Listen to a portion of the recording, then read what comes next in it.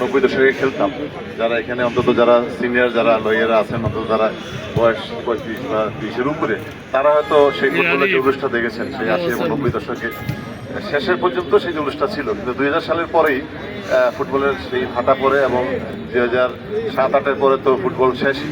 এখন ফুটবল যে ন্যাশনাল টিমে কারা খেলে আমরা নিজেও চিনি। তো যাই হোক, ফুটবলের উন্নয়ন হোক, আপনাদের এই টুর্নামেন্টের মাধ্যমে তরুণ প্রজন্ম তারা জেগে উঠবে, ফুটবলের প্রতি আকৃষ্ট হবে। আশা করবো যে বাংলাদেশের মানুষ, এখন আমি বিশ্বাস করি যে ফুটবল বাংলাদেশের মানুষের প্রিয় খেলা।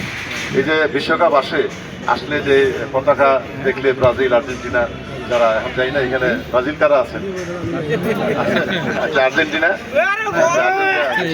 আমি নিজে ব্রাজিল সাপোর্টার। তো এই যে আমরা বিশ্বকাপে খেলা দেখে সেই উত্তেজনা দেখে এখনো বিশ্বাস হয় যে বাংলাদেশের মানুষ ফুটবলকে ভালোবাসে, অত্যন্ত ভালোবাসে এবং উন্নয়ন করা সম্ভব। বিশ্বকাপে এখনো অনেক দল খেলে যাদের লোকসংখ্যা ঢাকা সিটিতেও কম।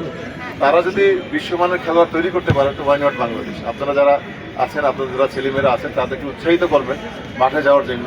ওই গেমসে না, মানে বেশিরভাগ এখন আমরা মোবাইল এবং কম্পিউটার ইস্যুতে আমরা ঝুঁকে গেছি গেমসে।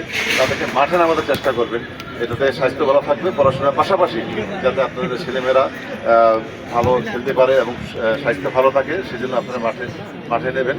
এবং প্রকৃত সময় হচ্ছে আসলে ফুটবল উন্নয়নের, সেটা হচ্ছে আন্ডার-8, আন্ডার-10। আপনারা বড় বড় যেসব খেলোয়াড়রা আছে তাদের যদি জীবনী দেখবেন যে তারা 7 বছর, 8 বছর, 10 উইদিন 10 তারা কিন্তু পিক আপ হচ্ছে।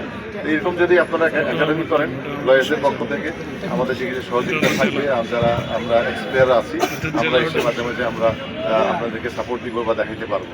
এখানে তাবিদ ভাই রয়েছে, যে উনি শুনেছি যে ফাইনাল খেলা আসবে। He is the now the president of Bangladesh football federation. Definitely আমি মনে করি উনিও ফুটবল একজন পাগল মানুষ এবং ফুটবলকে ভালোবাসে এবং আপনাদেরকে সহযোগিতা করবে। আমি এখানে হাসমি আপার দাওয়াতে ওনার যে লয়ার্স ক্লাব, তারা আজকে জয়ী হয়েছে, অভিনন্দন জানাচ্ছি। তো আগামীতে তারা যাতে ভালো করুক এবং ওই জন্য আমরা চাচ্ছি যে ভালো খেলা হোক, অর্থাৎ ফুটবলটা জেগে উঠুক, সেটাই হয় আমাদের লক্ষ্য। গত 16 বছর তো ফুটবল কবরে চলে গেছে, এখন ফুটবলটা আবার সে আগের মতো জেগে উঠুক, সেটাই আমরা চাবো। শুভকামনা রইল, আমরা সবাই খেলা দেখতে পাচ্ছি।